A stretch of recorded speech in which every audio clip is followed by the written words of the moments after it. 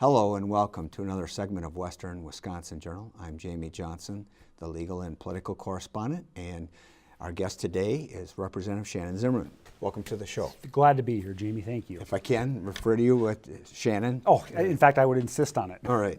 Well, I think the last time you were here, you were a candidate. I was. And now you've been in the legislature about 6 months. Yep. Elected in November and sworn in for January. Yeah. And here we are now, July 13th, and we have no budget yet, no biennium budget.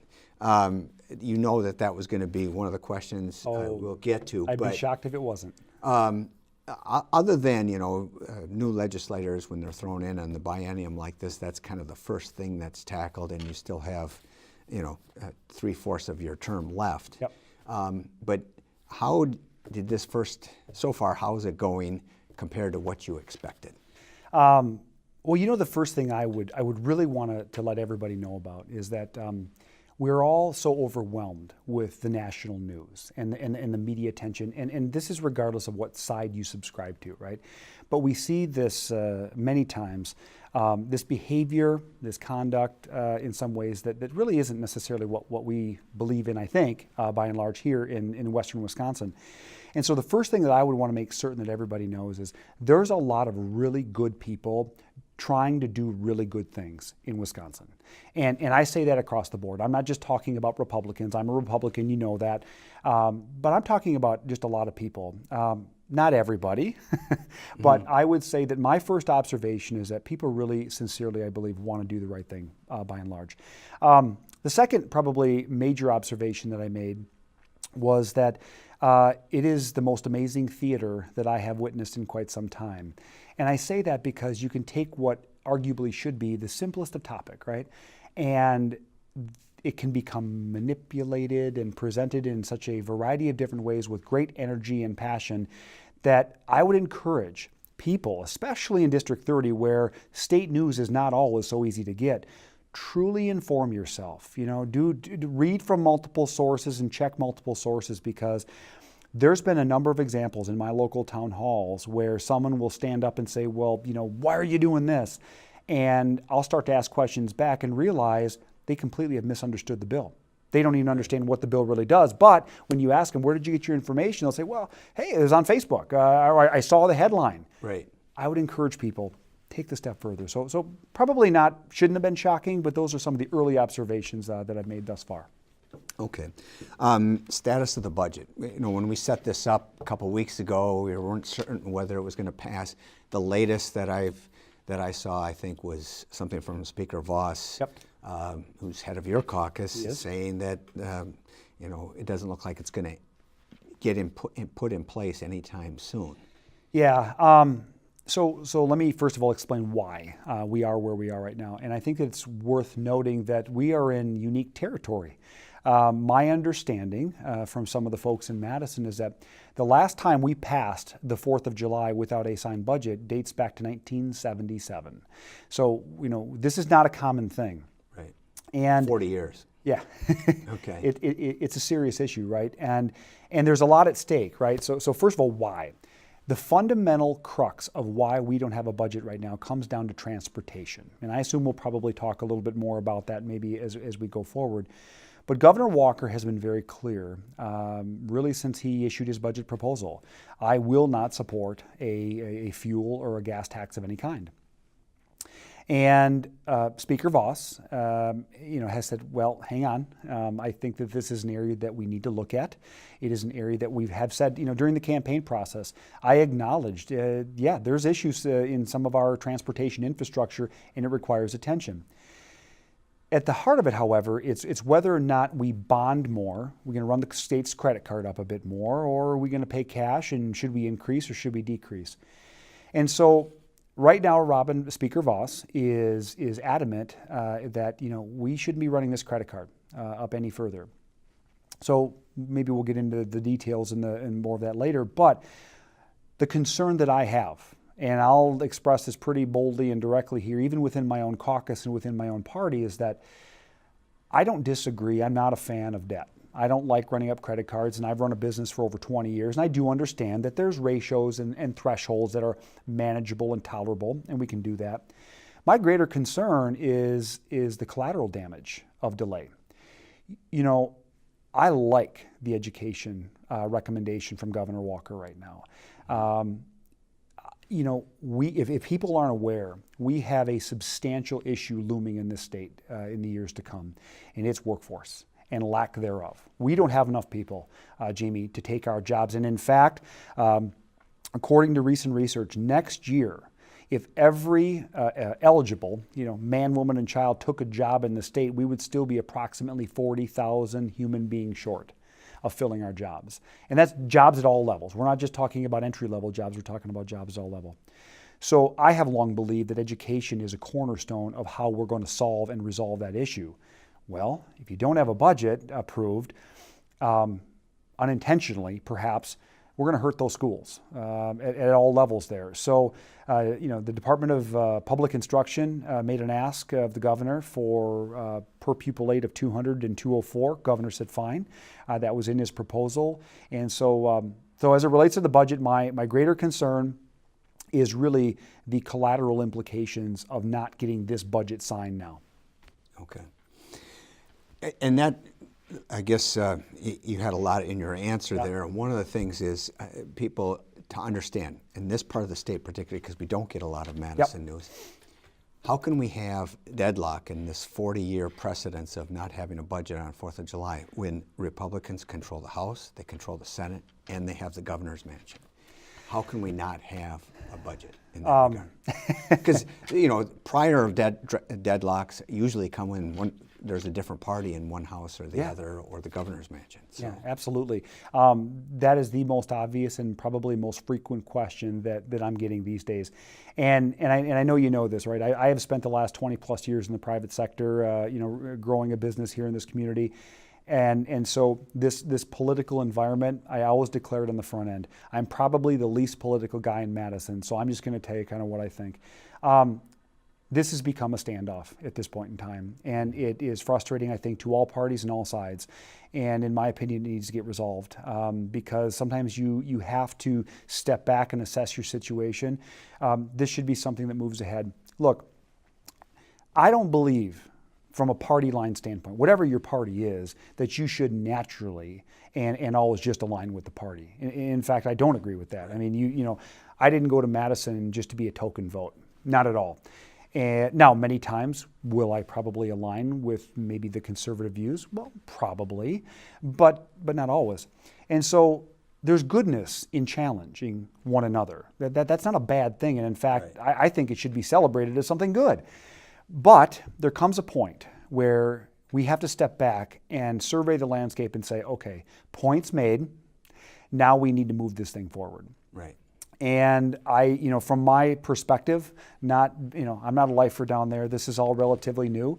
I'm at the point where I think that we're there. We need to move this thing ahead. Well, you mentioned about the partisanship and being lockstep with the party, but in this case, within the party itself, there's not agreement. So, have you had some opportunity to reach across and try to get some Democrats on board, or with a piece of legislation? Is there an example? Yeah, two categories, or maybe two different examples here. First of all, one of the guys I went, when you're new to this job, as you would expect and probably hope, you have a couple days of training. I'm not going to suggest that they go overboard, because I would certainly represent that I'm a freshman in every sense of the word.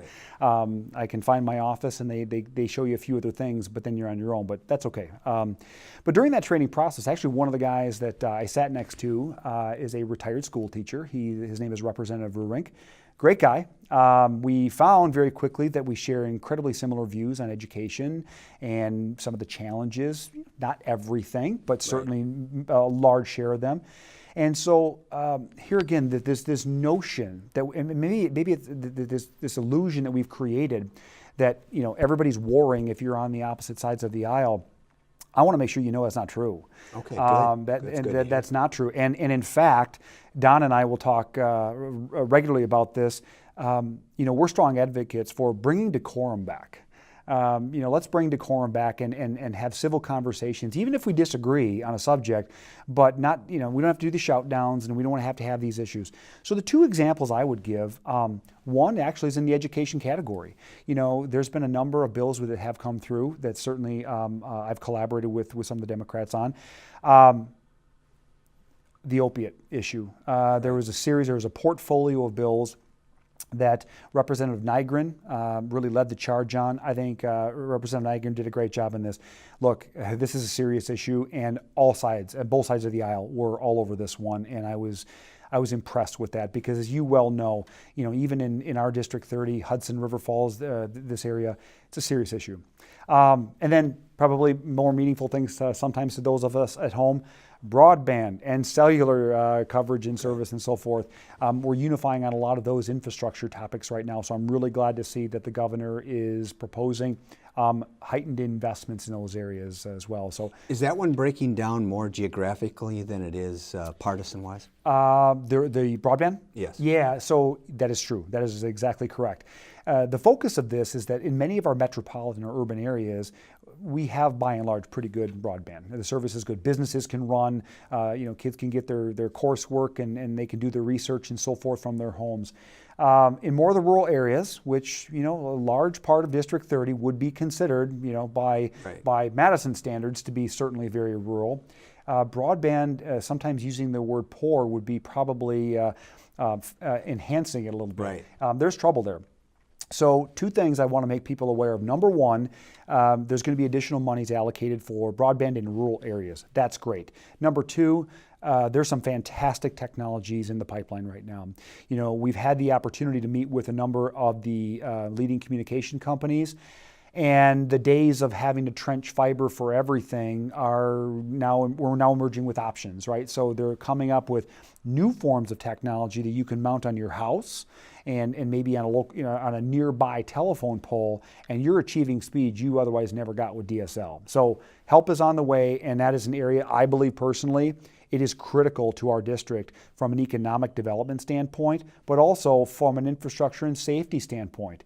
Our medical and emergency services, all of these things utilize this infrastructure. All right. Getting back to transportation. Yep.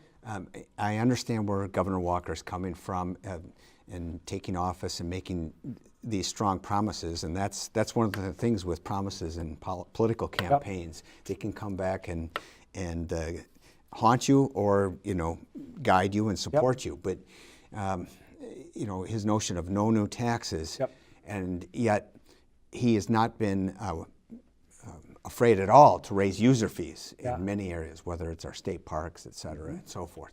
So to me, of all the taxes we have, the one that could be most directly linked to the benefit you get from it is the gas tax, because those are the users of our roads. Yeah. So what do you think about trying to sell it that way? And also, hasn't it been something where you've taken surveys of polls? Yep. Isn't that supported in the state? Is people at this time with gas as low as it is relative to what it was? Absolutely. 6 years ago, 8 years ago, that another nickel or dime is not gonna. It's going to be a great benefit and prevent us from having to borrow a lot. Yeah. How do you see it? Well, those are all very, very good points, Jamie. So first of all, promises in politics, right? That is a difficult one, and I'll speak personally. My opinion is this: there's a lot of things in life that maybe at one point or another I thought to be true or fact, and through different learnings or what have you, sometimes we all change our opinions on things. That's okay. I don't think we should fault one another for doing that. Maybe I was enlightened. Maybe you shared something with me that I didn't know that my life experiences hadn't brought to me. Right. So personally, I would say that, if ever I've taken a position and, at some point later on, I learned something that materially alters my view, well, then I'll be man enough to say it. Look, I once thought this and here's why I thought it, but now I learned something new and here we go. In this particular case, as it relates to transportation, you're right. I think that in general, there has been certainly a number of reports that have come out that suggest that with gas prices as low as they are, is this really a big deal to add a nickel to the gas tax? And many have said, we'd be okay with that. Well, there's others who depend upon, maybe that cost of fuel for their livelihood that don't quite feel the same. Right. Furthermore, there's concerns right now, or there's question and debate over, well, how bad is it? How much is really needed here? And what is a little perplexing is that if you listen to the DOT is not screaming up and down for more money. In fact, just this past week, they're saying, hey, we wouldn't necessarily suggest that we have to have a revenue increase. Let us fix our house and kind of clean some things up first. Now, the answer probably to some degree may be in the middle, right? I think that there are examples. You can drive on a number of roads, even in our area, and recognize quickly they need a little bit of work. I was attending a Towns Association meeting here not so long ago, and our towns, they're fighting hard. They're as creative as one can be at trying to extend a dollar. Right. So I think that there is certainly some level of need there. I think you're right. There's a receptivity and a willingness to add to that, but there's also a countering group. And then you follow with our governor is a governor who believes strongly in his word, and he gave his word, and he's not wavering from that. Now, a few weeks ago, we started hearing rumblings of, would we entertain a toll? Right. For me personally, in this district, I would not support a toll. If that was the delivery or that was the mechanism for increasing revenue. I think for the many people who live in our district, who commute or go back and forth, I think that would be hugely harmful to them, and I would not want to necessarily do it that way at all. Right. Well, it seems to me when it comes to tolls too, and just the spending and the building, it seems to be going on a lot in southeast Wisconsin. A lot of the dollars seem to be, we don't see as much up here. No. That's wrong. Look, I understand it, and they have a greater population in the Milwaukee area and Racine and so forth, and I understand they need things. I completely do. I'm not taking away from them, but it's so grossly lopsided in their favor that I think even a balancing of some of the appropriations or some of the funds would have a profound effect on District 30. So. This is a complex topic. There's no one answer. But we could spend the whole half hour. We could, but your assessment is right. And so one of the things that I have to do, and I feel is my job, and I've been doing my very best to point this out to the other legislators, do not be fooled with what you perceive to be sleepy western Wisconsin. Mm-hmm. This is a high growth area. It is an area that, the Twin Cities is kind of pushing out, but not just people. This isn't just bedroom communities. There's businesses, an array of different things, and it's not stopping. It's not letting up. District 30 is now the fastest growing district in our state. And so my argument, passionately with these folks, is that you better pay attention. We have more upside right now potential than you do in other areas, and that's going to require change, infrastructure change, investment in certain areas to support these things. Because if businesses look at District 30 and they can't, for example, if they don't have satisfactory broadband, they're not going to come here. Right. And we don't want that to happen. So it's something that I'm working hard on. And we don't want to put a toll on our roads that tells Minnesota folks if you come over here, you're going to be paying. No, and I'll say this. So I'm more a fan of, if we have to reach into our wallet because we have to pay a bill, pay the bill. Don't get cutesy about it, and don't anger me every time I cross the bridge by letting me see this big ugly toll sitting there. Yeah. If we get to the point where additional funds are necessary, then let's just find a way to pay for it, because the toll system themselves, you're talking about somewhere in the neighborhood of $400 million of investment just to get them in place before they're even functional. Right. And so, look, if we get to that point, I'm going to advocate for, let's just be simple about it and say, as we do in our home budgets, honey, we need this, I need a little more money for it, and just be straight about it. Right. That money spent on establishing the tolls, that could build some nice bridges that we need that are getting old in the state. It would do wonders in some of these town roads, I'm sure, then the counties would love those monies. So which vote are you most proud of so far? In a lot of ways, I would say that, we haven't taken on, huge issues, right? I mean, I don't want to minimize them. There have been some big issues. Some of them may seem simple, but here's a vote. There were a series of votes in a portfolio the opiate votes. They're easy, but they're important. You know, I think, as you may know, I have a company in St. Croix County, and you know, it saddens me to say to you that we've had staff where we have lost 2 children of staff members to the opiate epidemic is really what I would call it. And so while the bills that were related to the opiate issue may be, you know, relatively small or a start in the right direction, I'm proud that we're doing it because something needs to get done. And in my opinion, we're not done with that. Probably more popular, I would say, and where people were more energized was campus free speech. I'm proud of that vote. And I don't like the name or the name that the bill got, because the bill got labeled campus free speech. But let me explain what I mean by this. So, as we all very well know, we live in a pretty charged society after the last presidential election.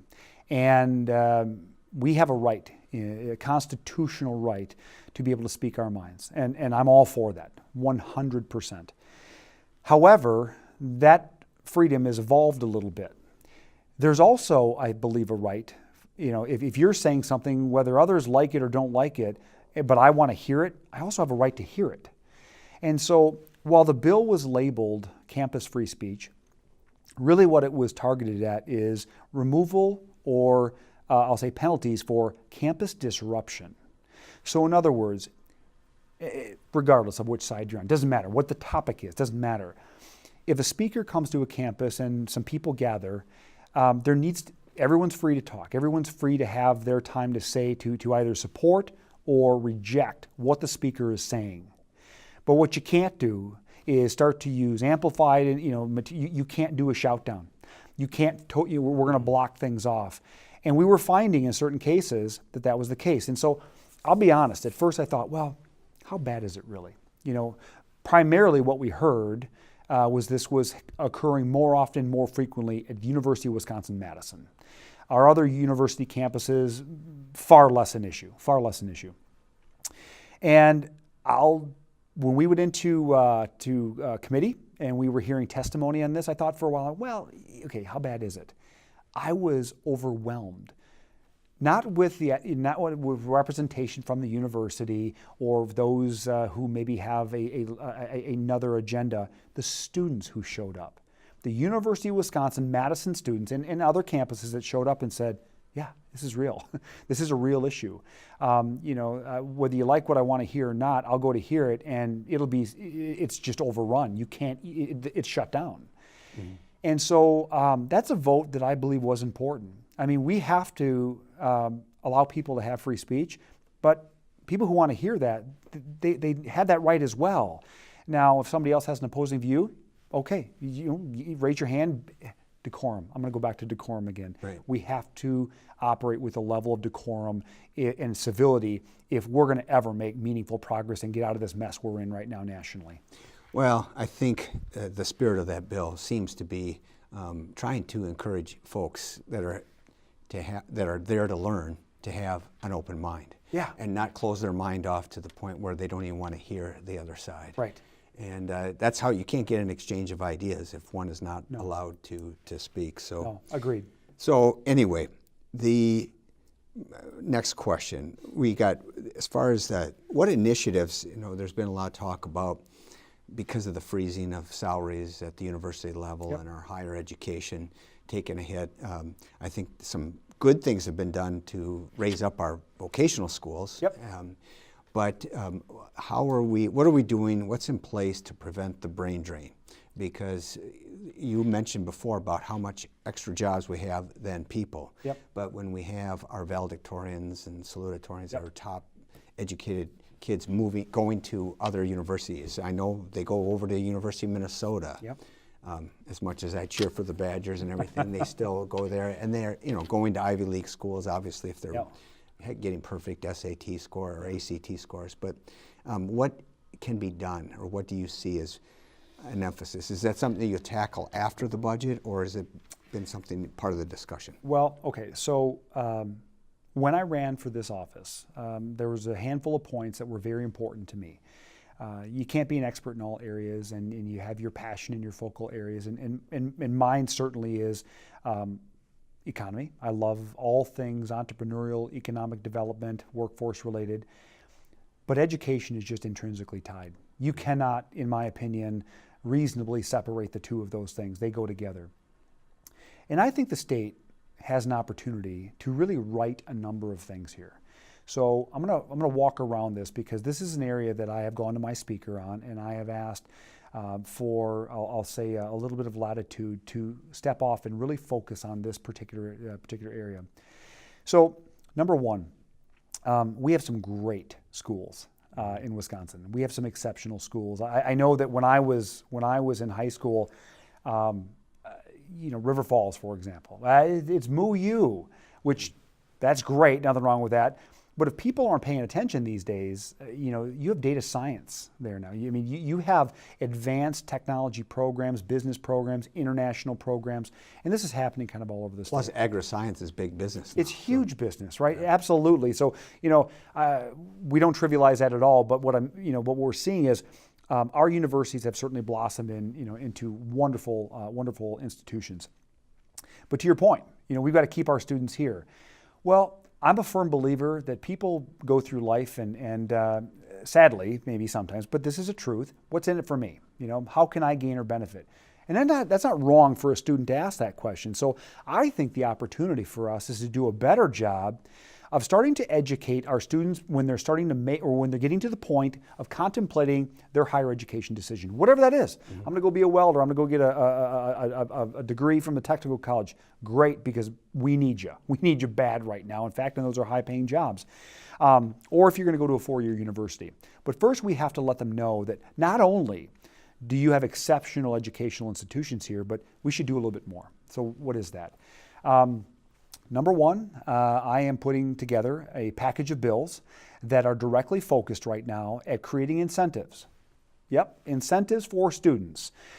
Tuition offset, benefits, money benefits to the schools. I shouldn't just say universities. This could be technical colleges as well, so that everybody starts to get more of a win-win here. And there's more incentive and encouragement to keep our Wisconsin students in Wisconsin, graduating from our Wisconsin schools, and then ideally, let's have them take a job here. One of the ways that I believe firmly in this, if we're going to be successful in this, I'm going to take it back to my workforce issue real quickly here. We simply don't have the bodies to fill these jobs.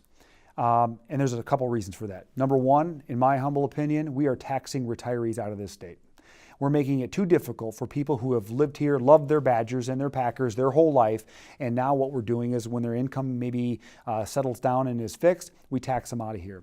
So we have to start to create a reformed tax code, a reformed tax plan that not only keeps the retirees here, but it also has an effect on the students you're talking about, this brain drain.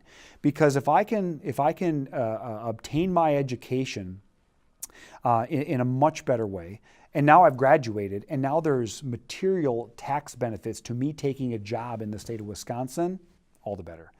So this is a complex subject. There's a number of other representatives, some with CPA backgrounds and some private sector business, but we are all focused on this issue. And it won't be a problem that gets resolved in a fall session, but you got to start somewhere. And so I'm committed. These are the types of things I want to go there to do.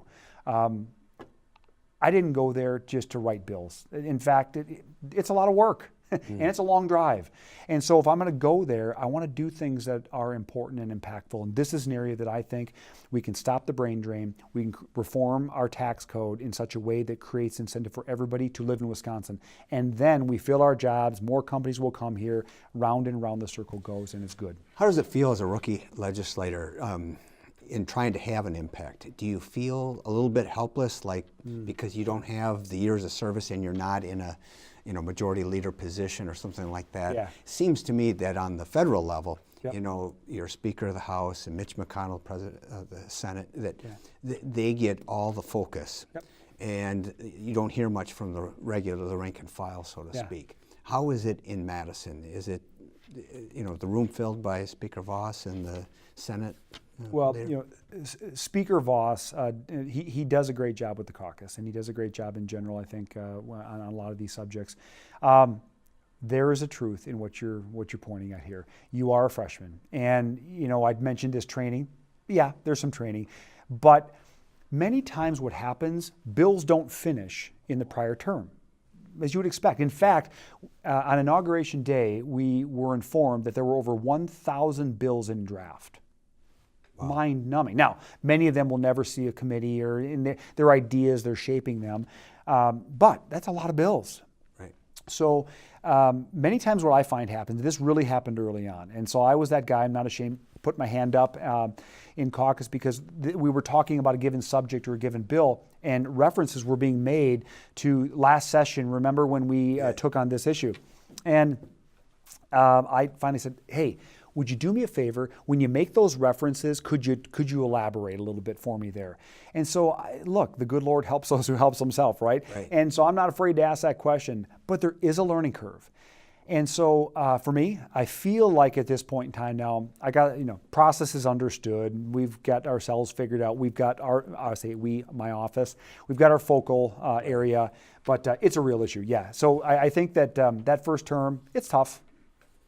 All right, now focusing on what concerns you most for not only District 30, but the state of Wisconsin as a whole? Jamie, we've hit a few of them here, right? Right. I mean, the workforce issue is a big one.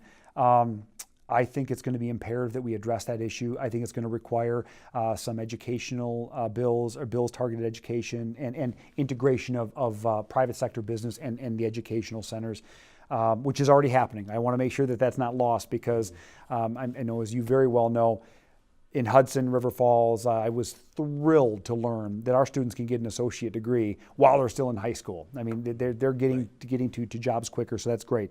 But that's going to be, I think, a critical concern area.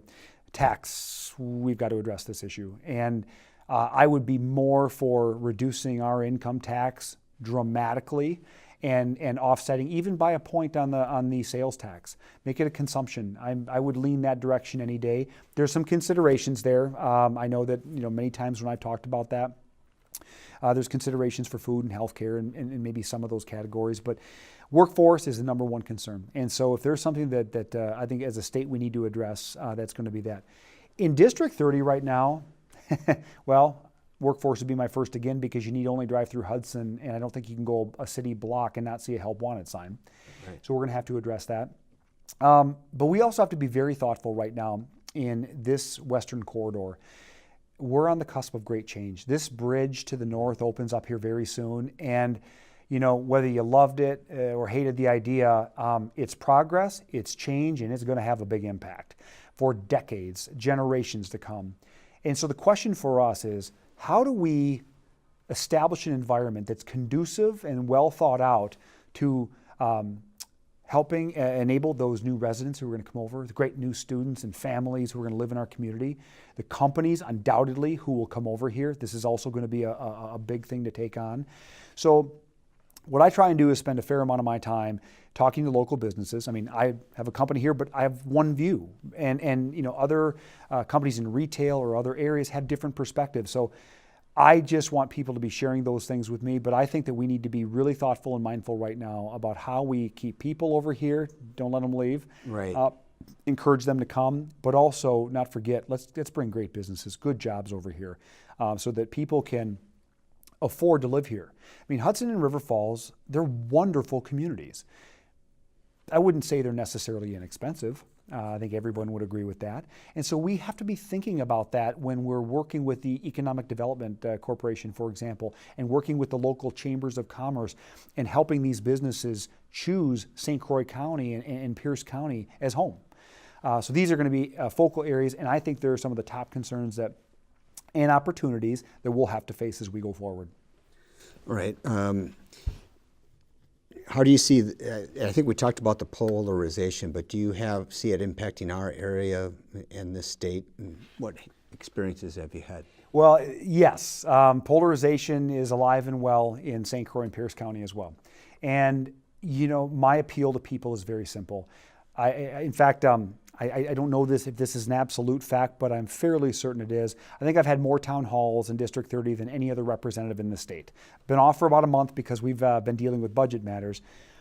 But what I encourage people to do is come out, be heard. I don't care what your issue is or what your position is, but you're going to be listened to. There was a couple examples where I had folks who I definitively knew were not Republican, weren't conservative, and they would attend a number of my sessions. And there was a couple times when, they would make statements that I knew weren't true. So we would pause and we would talk about it. And I would maybe ask, where did you get your information? And that would engage in conversation. And I think what people are realizing, I hope they're realizing about me, is that what you see is what you get. Mm-hmm. I am sincerely interested in hearing what's on people's mind. And I think just doing that makes a world of difference. We may agree on a lot of things, but there's undoubtedly, I'm sure, some things that, Jamie, you and I wouldn't agree on. Right. That's okay. Yeah. We're each, that's our right to have those positions. But if we can have those conversations and you can be heard, right? There's that old Stephen Covey quote, right? Seek first to understand before you're understood. Well, that applies in this particular case, and when it comes to polarization. Sometimes just shut your mouth, let the other person talk, hear them out.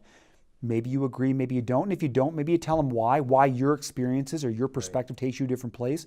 But I have found that people value that and they appreciate that. So I just would encourage people in general, stop crossing your arms or shaking your finger and just have a conversation about these things, because regardless of the side of the aisle you're on, I like to believe people sincerely care about doing right and doing good for our community. So if we all start there, I'll give you this last piece. Knocking on doors, thousands of doors during the campaign process. As you would expect, one of the first questions is, what party are you? Yeah. And I got to the point where I would begin by saying, I'm an American. How about you? And I think if we all start there, we're going to have more intelligent, constructive conversations. I'm a Wisconsinite first, yeah, right? That's exactly right. Yeah. I like the Pack. Well, I guess in this area we might have a little bit of a 50-50, but yeah, you got it. Yeah. So let's get down to one that is that entrepreneurial spirit, and then meeting up with the big bad bureaucracy, and transparency. And so this is the issue about the 999 budget motion. And you're going to have to do a little introduction, just like you did off camera for me, as far as what this 999. So we've got things that can be inserted in the budget, as I understand. Once you explain what that is and how there was an attempt to use it to harm our craft breweries, wineries, and distilleries. Well, and I know I always make sure I declare this. My family owns a winery, and my motivation has zero to do with that. We have another business and so forth. A 999 motion was originally created in the state to allow for clerical or administrative fixes to bills, to legislation, right? Oops, we made a small mistake. We're gonna insert this in the budget as it's essentially an instruction to do something. If approved, if it goes through the budget process and later the governor signs off, it's law. You abide by it, right?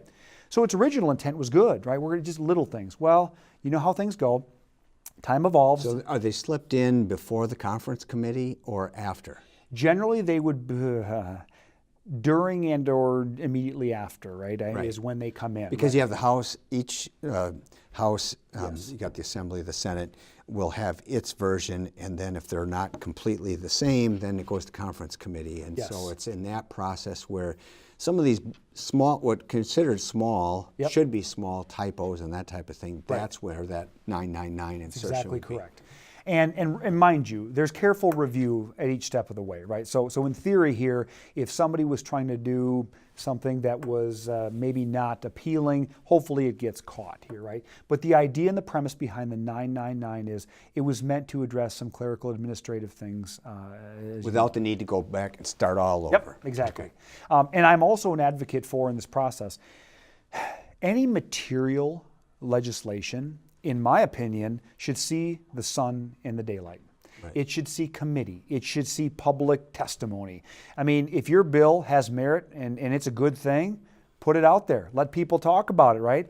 So if you have a bill or if you have an idea, whatever the heck legislation you want passed, and you have to, in the dark shadows, somehow find a way to architect it in, as you use the word slip, to slip it in a 999 motion, one has to ask themselves, how legitimate and how good is this legislation? Because when you do this, by the way, Jamie, you don't even have to put your name on it. The world won't So nobody know it even was has you. to assign their own name to this action. Okay. Nope, and I am not for that. Yeah. I am for good legislation, but I am for everybody being heard. So, to your point, this has been a very hot topic, and it's been erupting across the state. I, naturally, as you'd expect, being, I think, the only craft brewer winery owner in the legislature, have been contacted frequently. And so here's the basic premise. A bit more education for you. 1930s, post-prohibition, there was a alcohol system put in place called the three-tier system. It was meant very simply to prevent against monopolies, right? We're going to have those who manufacture, one tier, those who distribute, another tier, and then the retailers, that's where we buy all of our goods from. Simple. Right. So no back in the 30s, right, there was very, very few manufacturers. So there was legitimate concern. I'm for the structure. I understand the structure, I guess, by and large. Well, let's fast forward 80 or 90 years. Look around. You almost can't throw a rock these days without hitting another great, craft brewery, some small business that's growing in this state. And it's more than just a small business in this state. Think about our proximity to a revenue source across the river, right? So this just makes great sense. We want to fan these tourism type of businesses that bring people over, they spend their money, and life is good. Well, not everybody necessarily wants those businesses to succeed or to flourish maybe in the manner that they would. So there was a motion that got leaked. It has countered everything I believe in. In fact, it rubbed me immediately the wrong way for a variety of reasons. Motion got leaked, and the motion essentially was meant to add 6 new heads to the Department of Revenue, add a new appointed position from our governor. They were referring it to as the alcohol czar, that would be deliberately dispatched to seek basically and destroy anybody that even remotely violated the truest sense of the three-tier. Well, your craft, now again, current legislation allows for some of this, so it's complex as can be. But I can tell you this, that would, had that gotten through, if that gets through, and the morning after, you're going to have a whole state full of craft brewers, wineries, and distilleries who are shaking their heads wondering how they're going to pay next month's rent, how they're going to pay for their employees because the assault has just begun. And so the overwhelming and resounding voice right now coming from Wisconsin private, small business and so forth is huge. And we need to stop things like this. Regardless of your category, things evolve and change.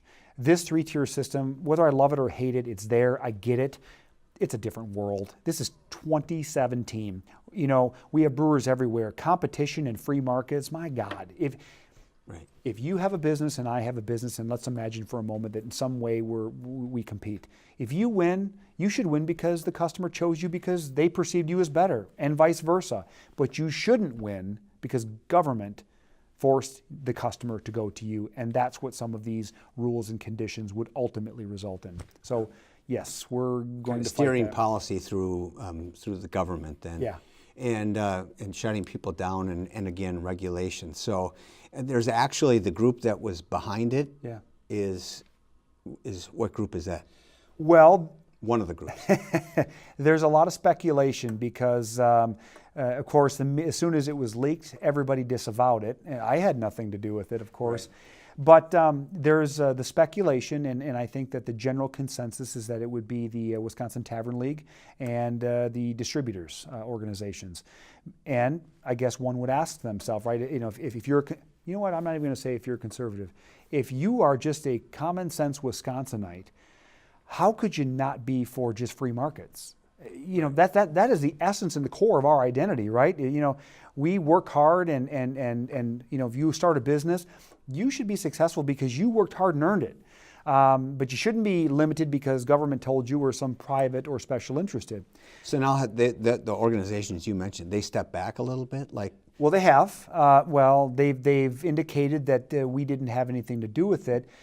But what I would say to you is simply go back through public record, go back through committee hearings and look who signs in and registers in opposition of anything that would further some of these causes. We received a presentation yesterday at our Rotary Club from Yep. someone who wants to open a craft brewery and is expecting to do that this fall here in Hudson. Great. And he talked about this 999. Was it a budget concern? motion.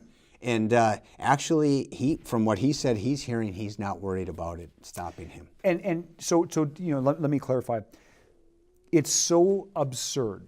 It's such an absurd, horribly wrong thing to do that I would agree with this individual. It should be unlikely. There's members of Joint Finance, Representative. But don't take anything for granted, right? Never take it for granted. If there's one thing I've learned, it can be foolish and it can be crazy, but don't think if somebody can't make money off it that they won't still try and get it done. And that's what you can't lose sight of. Now, one of the rumors,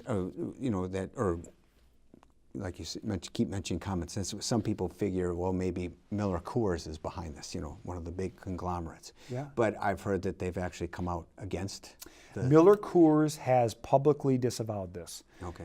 Which is a great thing. So the three-tier system, Jamie, did its job. Its original, the spirit of intent. It has prevented the manufacturer monopoly. Right. But I'm not sure that it's not now protecting a different monopoly. And we can't be afraid of competition. Right. I love our Wisconsin taverns. The supper clubs, and this is part of the Wisconsin identity. And what I find most interesting, I went to one of River Falls' most prominent taverns, and I went to the tavern owner. This was, 3 or 4 months ago, and I said, "How has our winery affected your business?" And he kind of looked at me and cocked his head a little bit, and he said, "What winery?" That's the point. Many of these tavern owners, they don't care at all. They don't have an issue with this. I feel like my opinion is it's more a concern to the lobby. Just keep everybody out. Stay out of the sandbox altogether, and life will be good for us. If you're not looking around Wisconsin these days, it's changed. The profile of the venues have changed dramatically. So these are different customers. Someone who goes to some of these different types of venues, there's a different profile there. But what we can't do is shut them out. Because if somebody comes over from Minnesota, for example, to 65 Vines, just outside of Hudson here, great little family winery, and they go to that winery and they enjoy themselves, I will almost bet money they're going to spend more money somewhere else in St. Croix County. They're going to stop and get fuel. They're going to stop and eat somewhere in Hudson. They're going to maybe visit another winery or Pitchfork or craft brewery somewhere. We've got to stop thinking that there's only so much pie. You don't need a master's in economics to figure this out, right? Grow the pie instead. Yes, grow the pie. That's what I want to do here, and that's what I think we should be doing in this state. So, yeah, this is something that I hope we don't see as realized. And I would say to you, we'll sleep with one eye open, and we're going to watch for it again. But I think what the right answer is we need to fix this. We need to fix this so that small business is not the victim of big lobby and special interest, and I'll fight to the death on that. Well, on that note, I guess we will conclude our interview. Thanks a lot for your time. I appreciate your time as well. Thank you. Hopefully we'll get a budget here at some point, and then we'll get you back maybe 6 months from now and see how it's going. But really do want to get that budget passed, as you mentioned about the education. We've got, we're starting to talk about, we're into our new budget year for our school district. It is not lost to me, Jamie, and I want you to have my commitment. I'm on it, and I am pushing very, very hard right now to get that through, because the collateral we need that damage, categorical aid, especially in Hudson. Not so much increasing the equalization aid, but that categorical aid is important for us, and we appreciate your efforts on that. So. Excellent, sir. Thank you very much. Thanks for joining us, and thank you for joining us on Western Wisconsin Journal. I'm Jamie Johnson, and join us next time.